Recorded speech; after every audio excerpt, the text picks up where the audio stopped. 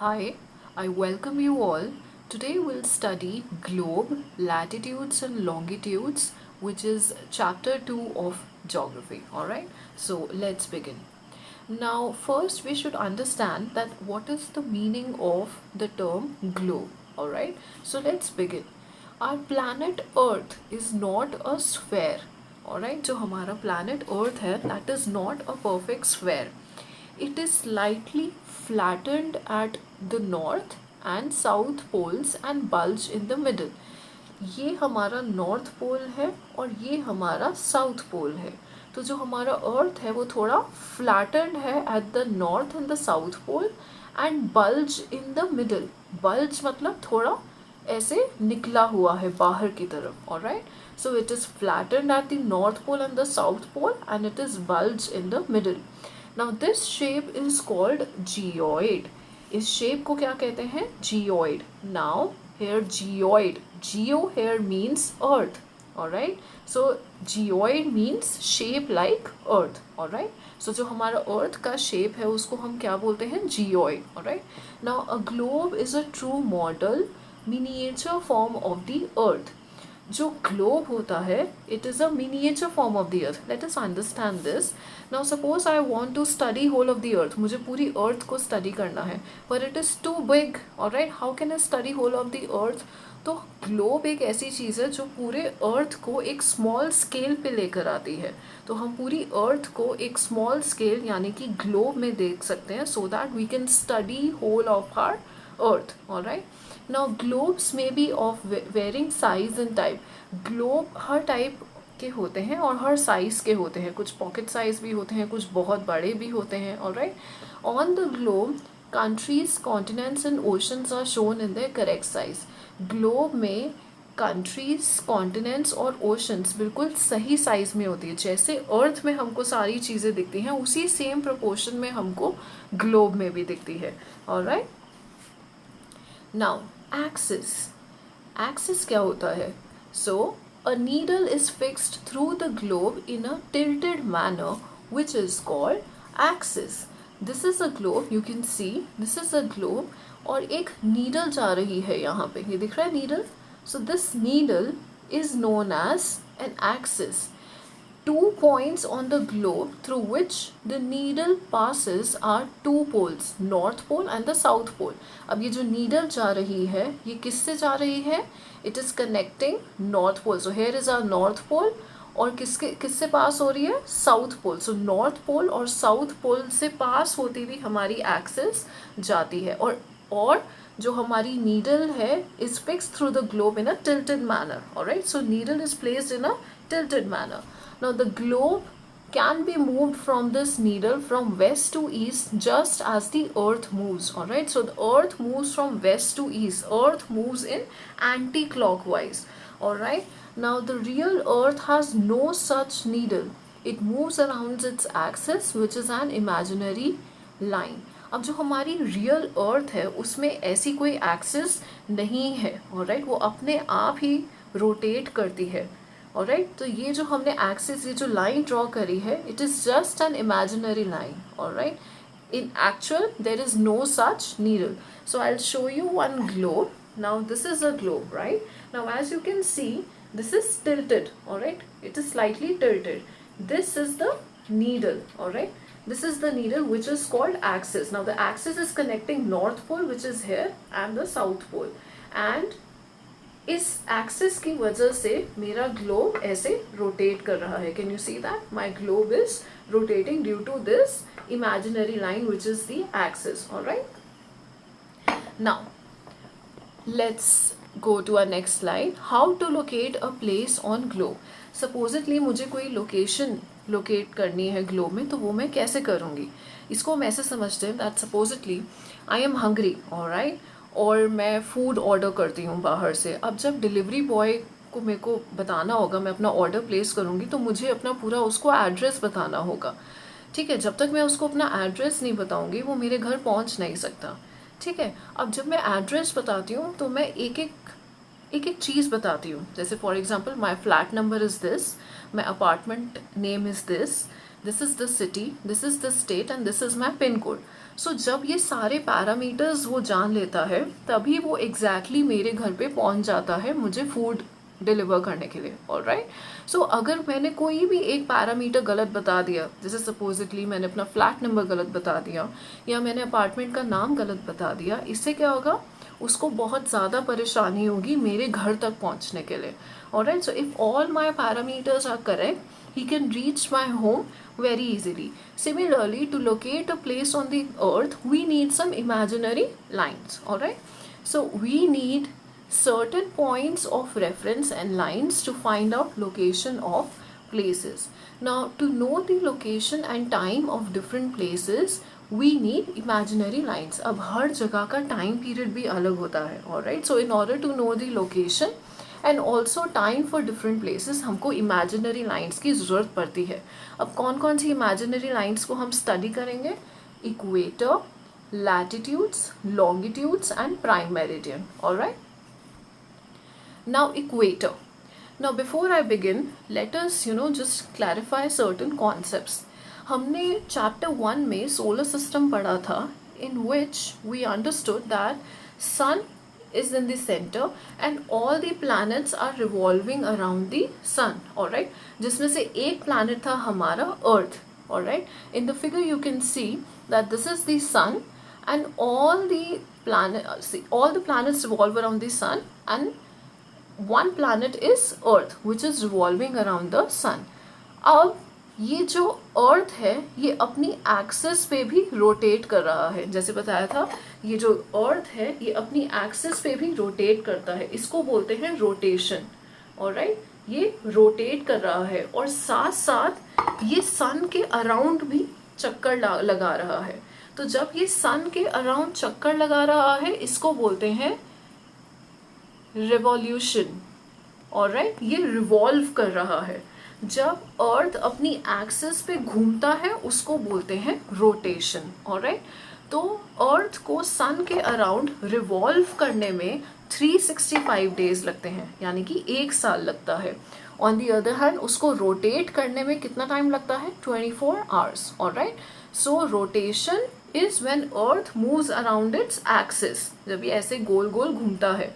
और रेवोल्यूशन मतलब जब अर्थ सन के अराउंड गोल गोल घूमता है, तो अर्थ सन के अराउंड रिवॉल्व भी कर रहा है लेकिन साथ साथ अपनी एक्सिस पे रोटेट करते करते सन के अराउंड रिवॉल्व कर रहा है। तो रोटेशन भी चल रही है और रेवोल्यूशन भी चल रहा है। ऑलराइट, नाउ एक बात है इसमें कि अगर सपोजिटली ये ग्लोब है और ये मेरा सन है। ऑलराइट, अब जिस हिस्से में सूरज की रोशनी पड़ रही है इस पोर्शन में तो डे होगा, लेकिन इसकी बैक साइड पे क्या होगा, night.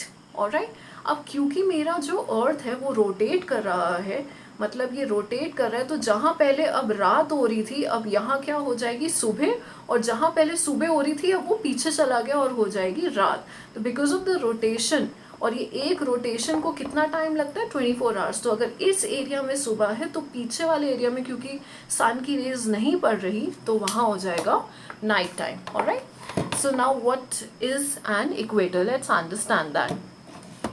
Equator, it is an imaginary line running on the globe, divides it into 2 equal parts.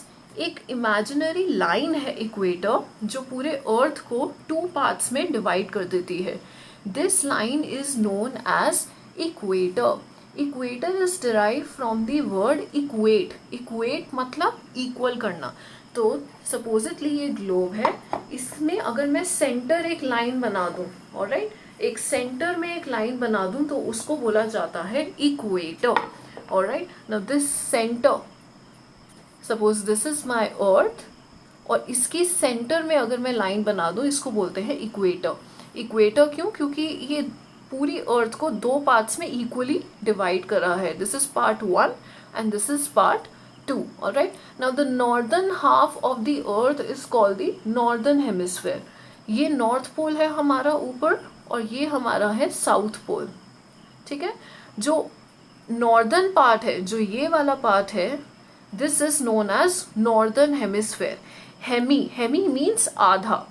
Sphere मतलब स्फेयर, सो हेमीस्फेयर, आधा sphere. So this is our northern hemisphere and the below second part is our southern hemisphere. All right.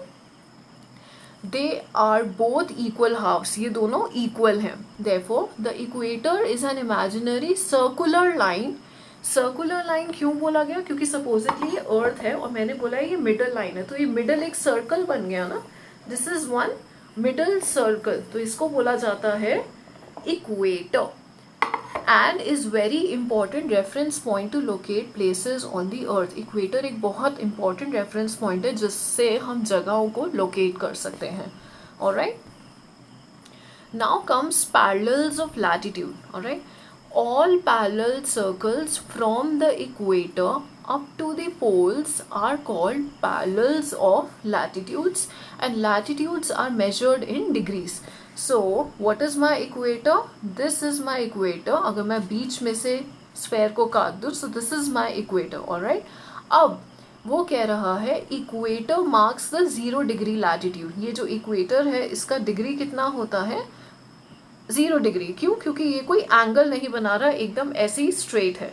Alright, now supposedly मेरे को इस location पे जाना है, अर्थ के इस लोकेशन पे जाना है विच इज पॉइंट ए. तो सेंटर से, इस सेंटर से मैं एक एंगल बनाऊंगी. सपोजिटली ये एंगल है मेरा 30 degree. Alright, this is 30 degree. Now this is north pole and this is south pole. Alright, तो ये जो 30 डिग्री एंगल है ये मुझे पॉइंट ए पे पहुंचा रहा है. राइट, तो ये जो पूरा एक सर्कल है, इस सर्कल पे ए जो जगह है वो इस सर्कल पे कहीं पे भी हो सकती है क्योंकि अर्थ हमारा स्फेयर है. क्योंकि यहाँ से भी अगर मैं एंगल बनाऊंगी तो ये भी मेरा 30 डिग्री एंगल ही बनेगा. ऑलराइट, तो मैं बोलूँगी कि जो ए लोकेशन है वो किधर है? 30 डिग्री नॉर्थ में. सिमिलरली अगर मुझे बोला गया, अगर सपोजिटली मुझे बी वाले पॉइंट पे जाना है, so what will I do? I will make an angle from the centre. I will make an angle to point B. Supposedly this is 30 degree. So then I will say that location B is 30 degree to the south. तो ये जानना जरूरी है कि वो north side में है कि वो यहाँ फिर कि वो साउथ साइड में है. This is very important. Alright, तो ये जो पैरेलल्स हैं, ये जो पैरेलल्स जा रहे हैं, suppose this is our equator, तो ये जो पैरेलल्स हमारे जा रहे हैं up to the north pole और ये जो पैरेलल्स जा रहे हैं up to the south pole, इनको बोला जाता है लैटिट्यूड्स. लैटिट्यूड्स लेटा हुआ, so which is horizontal to equator and it is moving up towards the poles. Alright, now the equator represents the 0 degree latitude. I've already told you कि जो equator है वो कोई एंगल नहीं बना रहा, बिल्कुल स्ट्रेट लेटा हुआ है, इक्वल पार्ट्स में दो स्फेयर्स में डिवाइड कर रहा है और इसका जो एंगल होगा वो कितना होगा? 0 degree. Alright, the 90 degrees north latitude marks the north pole. अब इस सेंटर से मैं अगर 90 डिग्री ड्रॉ करूं तो कैसा बनेगा? ऐसे 90 डिग्री है ना. इस 90 डिग्री पे अगर मैं ऊपर जाऊंगी नॉर्थ की साइड तो मुझे मिल जाएगा नॉर्थ पोल. सिमिलरली अगर मैं नीचे की तरफ 90 डिग्री पे जाऊंगी तो मुझे क्या मिल जाएगा? South pole. Alright, now all parallels north of the equator are called north latitudes. Similarly all parallels south of the equator are called south latitudes. तो जितने भी हमने अभी पैरेलल्स ड्रॉ करे, सपोजिटली ये इक्वेटर है, तो इक्वेटर के ऊपर वाले जितने भी लैटिट्यूड्स होंगे वो क्या कहलाए जाएंगे? North latitudes. और इक्वेटर के नीचे जितने भी लैटिट्यूड्स हैं उनको क्या बोला जाएगा? South latitudes. Alright, now the value of each latitude is therefore followed by either the word north और south. For example, both Chandrapur in Maharashtra and Belo Horizonte in Brazil are located on the parallels of about 20 degree latitude. But the former is 20 degree north of the equator and the latter is 20 degree south of it. इसका क्या कहने का मतलब है कि supposedly ये हमारा 0 degree equator है. ठीक है, अब ये जो दोनों जगहें हैं, एक तो महाराष्ट्र में जो जगह है चंद्रपुर और एक जो ब्राज़ील में है दोनों 20 डिग्री का एंगल बना रही है। मतलब अगर मैं इस सेंटर से 20 डिग्री का एंगल बनाऊं तो ये भी 20 डिग्री है और ये वाला एंगल भी 20 डिग्री है, ऑलराइट। बट ये ऊपर वाला 20 डिग्री है, 20 डिग्री नॉर्थ, और जो इक्वेटर के नीचे वाला है वो है 20 डिग्री साउथ। तो जो चंद्रपुर जो है, जो महाराष्ट्र में है, that is located on 20 degree north, alright. And जो ब्राज़ील में जो बेलो हॉरिजॉन्टो है जो ब्राज़ील में है, that is on 20 degree south. So north और साउथ का ध्यान रखना है कि वो 20 डिग्री नॉर्थ में है कि 20 डिग्री साउथ में है। तो महाराष्ट्र 20 डिग्री नॉर्थ में है, alright, but Brazil 20 degree south में है। So north and south is very important. Next, as we move from the equator the size of the parallels of the latitude decreases. अब supposedly ये equator है, equator is the longest latitude. अब जैसे जैसे मैं ऊपर जाती रहूँगी पोल्स की तरफ, ये लैटिट्यूड की लेंथ भी डिक्रीज होती जाएगी। ऑब्वियसली ये इतना बड़ा लेंथ दिख रहा है, ठीक है, उसके बाद ये धीरे हो रहा है, फिर और कम लाइन हो रही है, फिर और कम लाइन हो रही है, फिर नॉर्थ पोल आ जाता है, दिख रहा है, ये एक सबसे लंबा लैटिट्यूड, फिर और कम हो गया, फिर और कम हो गया, फिर एक डॉट रह जाती है जो होता है north pole. So as soon as we move from the equator to the north pole, मेरी पैरेलल्स ऑफ लैटिट्यूड की जो लेंथ है वो धीरे धीरे डिक्रीज होने लग जाती है, alright. Now there are 4 important parallels of latitude, alright. So there are how many? 4 important parallels. Now the tropic of Cancer in the northern hemisphere, इसका डिग्री दिया हुआ है 23.5 degree north supposedly. See, supposedly, let me show you this. This is my earth, alright. Now this is my equator 0 degree. अगर मैं यहाँ से centre से 23.5 degree north लिखा ना, तो नॉर्थ में बनाना पड़ेगा, this is north and this is south. तो ये सपोजिटली 23.5 डिग्री, और यहाँ पे मैं एक सर्कल बना देती हूँ, तो ये हो गया मेरा tropic of cancer in the northern hemisphere. Tropic of capricorn is 23.5 degree south in the southern hemisphere. अब ये 23.5 डिग्री किधर है? साउथ में। और अगर मैं यहाँ से पैरेलल ड्रॉ कर दूँ तो ये मेरा होगा Tropic of Capricorn, alright. Again, Arctic Circle at 66 degree north of the equator. Similarly, अगर मैं 66 डिग्री पे एक एंगल बनाऊंगी फ्रॉम दी सेंटर, तो यहाँ से अगर मैं एक पैरेलल ड्रॉ करूंगी तो वो होगा मेरा आर्कटिक सर्कल, और नीचे अगर मैं 66.5 डिग्री साउथ में बनाऊंगी तो उसको बोलेंगे Antarctic circle, alright. These are very important parallels of latitude. Okay, now the India से कौन सी पास करती है latitude? That is Tropic of Cancer. You can see it in the diagram. This is our world map. यहाँ पे equator है बीच में 0 degree. Tropic of Cancer कितना था? 23.5 degree north. And this is Tropic of Capricorn which is 23.5 degree south. अब ये दिख रहा है, ये हमारा इंडिया है, alright. और इंडिया से कौन सी लैटिट्यूड पास कर रही है? Tropic of cancer. So India के मैप में अगर हम यहाँ पे देखें तो tropic of cancer is passing through 8 states which is Gujarat, Rajasthan, Madhya Pradesh, Chhattisgarh, Jharkhand, West Bengal, Tripura and Mizoram. So India से कौन सी लैटिट्यूड पास करती है? Tropic of cancer, alright. Now let's understand heat zones of the earth. In order to understand it, कुछ कॉन्सेप्ट्स हमको समझने होंगे. सपोजिटली ये अर्थ है, यहाँ पे मैं एक ब्लैक शीट लगा रही हूँ ताकि आसानी से समझ आए. ये सन है. अगर इस सन को अगर ये सन डायरेक्टली इस ब्लैक शीट पे पड़ रहा है तो ये बहुत अच्छे से हमें हीट दे रहा है. बट अगर मैं इसको थोड़ा स्लैंटिंग कर दूं, ऐसे कर दूं, तो इसकी रेज इतना स्ट्रांगली इस सरफेस पे नहीं पहुंचेगी. देखो, ये जैसे ये हमारा अर्थ है और ये टॉर्च हमारा सूरज है. जब ये डायरेक्ट लाइट जा रही है तो यहाँ पे बहुत ज़्यादा गर्मी होगी, है ना. लेकिन जब ये जो हमारा ग्लोब है, ये जो हमारा अर्थ है, वो थोड़ा टिल्टेड है, थोड़ा स्लैंटिंग वे में है, तो यहाँ पे जो लाइट है, जो ये वाला पोर्शन है, यहाँ पे कम पड़ेगी. और जो पोल्स के पास है वहाँ तो बिल्कुल ही बहुत ही कम पड़ेगी सनलाइट, ऑलराइट. तो इसलिए पोल्स के पास बहुत ज़्यादा ठंड होती है. पोल्स के पास बहुत ज़्यादा ठंड होती है क्योंकि सूरज की किरणें वहाँ तक पहुँचती ही नहीं। यहाँ पे मैक्सिमम हीट होती है और यहाँ जो स्लैंटिंग पोर्शन है यहाँ पे थोड़ी कम हीट पड़ती है, क्योंकि जो ये यहाँ पे ज़्यादा होगी, अगर मैं इसको स्लैंट कर दूंगी तो हीट अब थोड़ी कम पहुँच रही है। Alright, now the midday, so we'll understand there are three heat zones of the earth. First one is torrid zone, जो हम अभी डिस्कस करेंगे। टॉरिड जोन वो वाली जगह है जहाँ पे मैक्सिमम हीट पड़ रही है, ये वाली जगह, बिल्कुल सेंटर वाली जगह, जब सन ओवरहेड आ जाता है, जब सन एकदम ओवरहेड आ जाता है उसको बोलते हैं torrid zone. So the midday sun is exactly overhead at at least once a year on all latitudes in between the tropic of cancer and the tropic of Capricorn.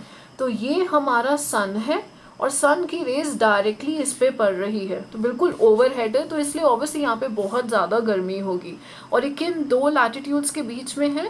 C, this is are equator, ये वाली line बीच वाली, ये equator, और मैंने कहा था 23.5 degree north पे tropic of cancer है और 23.5 डिग्री साउथ में ट्रॉपिक ऑफ कैप्रिकॉन है। तो बीच में ये जो दो एरिया है, इन दो एरिया के बीच में इसको बोला जाता है टॉरिड जोन, जहाँ पे मैक्सिमम हीट अर्थ एब्जॉर्ब करता है। Alright, now second is temperate zone. Temperate zone वो होते हैं, ये तो हो गया जब डायरेक्ट सन पड़ रहा है, ये सन है और ये अर्थ है, तो जब सन डायरेक्टली पड़ रहा है तो बहुत ज़बरदस्त हीट वो एब्जॉर्ब कर रहा है। लेकिन अब जब ये थोड़ा टिल्टेड हो गया तो जो रेज हैं वो ऐसे आके ऐसे आ रही हैं। ऑलराइट, ऐसे आके ऐसे, तो यहाँ पे थोड़ी कम धूप पड़ेगी। इन एरियाज को बोलते हैं टेम्परेट जोन। ऑलराइट, ये हो गया ऊपर वाला नॉर्थ टेम्परेट जोन और नीचे वाला is the south temperate zone. Alright, so देखो, midday sun never shines overhead on any latitude beyond the tropic of cancer and beyond tropic of capricorn। Directly sun की रेज नहीं पड़ती। अगर मैं यहाँ पे करूँ तो यहाँ पे इस वाले पोर्शन, यहाँ तो पड़ रही है इधर, बट इसके ऊपर वाले पोर्शन में और यहाँ इसके नीचे वाले पोर्शन पे डायरेक्ट रेज नहीं पड़ रही, इसलिए यहाँ पे रिलेटिवली कम गर्मी होगी। Alright, so the angle of sun's rays goes on decreasing towards the pole, its rays always fall slanted. As such, the areas bounded by the Tropic of Cancer and the Arctic Circle in the northern hemisphere and the Tropic of Capricorn and the Antarctic Circle in the southern hemisphere have moderate temperatures। तो अगर हम देखें यहाँ पे, this is tropic of cancer and this is arctic circle, इन दोनों के बीच का हो गया north temperate zone, and tropic of capricorn and antarctic circle के बीच में हो गया साउथ टेम्परेट जोन। तो यहाँ पे रिलेटिवली गर्मी है बट थोड़ी कम है। क्यों? क्योंकि सन की रेस थोड़ा स्लैंटली फॉल कर रही है, थोड़ी टेढ़ी फॉल कर रही है, एकदम डायरेक्टली फॉल नहीं करी। तो जहाँ एकदम डायरेक्टली फॉल करे वो होता है टॉरिड जोन, जहाँ थोड़ा स्लैंटली फॉल करे उसको क्या बोलते हैं? Temperate zone. Alright, now the next one is frigid zone. नाम से ही पता चल रहा है फ्रिजिड, फ्रिजिड मतलब फ्रीज होने वाला जहाँ टेम्परेचर होता है। So the areas lying between the arctic circle and the north pole, मतलब ये आर्कटिक सर्कल और नॉर्थ पोल, ये वाला ऊपर वाला टॉप पोर्शन और नीचे वाला टॉप पोर्शन बहुत ठंडा रहता है। क्यों? क्योंकि सूरज की रेज वहाँ तक पहुँचती नहीं, तो दूर भी होता है और यहाँ पहुँचती नहीं है। ऑब्वियसली बात है, जो चीज़ सन के बहुत पास होगी वो ज़्यादा गर्म होगा और जो सन से दूर होता जाएगा वो ठंडा होगा, है ना। तो so the areas lying between the Arctic Circle and the North Pole in the northern hemisphere and the Antarctic Circle and the South Pole in the southern hemisphere are very cold। तो ये हो गया हमारा north frigid zone और ये नीचे वाला हो गया हमारा south frigid zone. It is because here the sun does not rise much above the horizon, therefore its rays are always slanting and provides less heat। यहाँ पे रेज बहुत slanting आती है, बहुत slanting, और ये दूर भी होती है and it provides less heat। These are therefore called frigid zone, which is a very cold। Alright, they're very cold। So let us see what we have understood till now। We have understood the meaning of globe। globe क्या है? एक miniature form of the earth, एक छोटा form है अर्थ का, so that हम पूरी earth को स्टडी कर सकें, ये हमने पढ़ा। फिर हमने पढ़ा हमें इमेजिनरी लाइंस की ज़रूरत क्यों पड़ती है। अगर हमें कोई लोकेशन जाननी हो अर्थ में, उसके लिए हमको इमेजिनरी लाइंस की ज़रूरत पड़ती है। फिर हमने पढ़ा एक्सिस। एक्सिस क्या है? ये नीडल जो ग्लोब के थ्रू जा रहा है, जिसके अराउंड हमारा जो ग्लोब है वो रोटेट कर रहा है। फिर हमने पढ़ा इक्वेटर।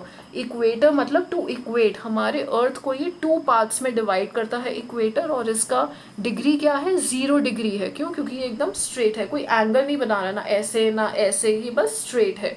पैरेलल्स ऑफ लैटिट्यूड्स के बारे में बात करी, tropic of cancer, tropic of capricorn. और पैरेलल्स ऑफ लैटिट्यूड्स क्या होते हैं? इमेजिनरी सर्कल्स हैं जो इक्वेटर से लेके दोनों पोल्स की तरफ जा रहे हैं। फिर हमने 4 इंपॉर्टेंट लैटिट्यूड्स की बात करी, जैसे tropic of cancer, tropic of capricorn, arctic circle, antarctic circle. फिर हमने heat zones of the earth की बात करी, which means there are 3 heat zones. Torrid zone जब सन की रेज डायरेक्टली पड़े, टेम्परेट जोन जब थोड़ा टिल्टेड हो जाती है सन की रेज, और फ्रिजिड जोन जहाँ बिल्कुल कम रोशनी पड़ती है सूरज की। So I hope this video was useful for all. Thank you so much and have a nice day ahead.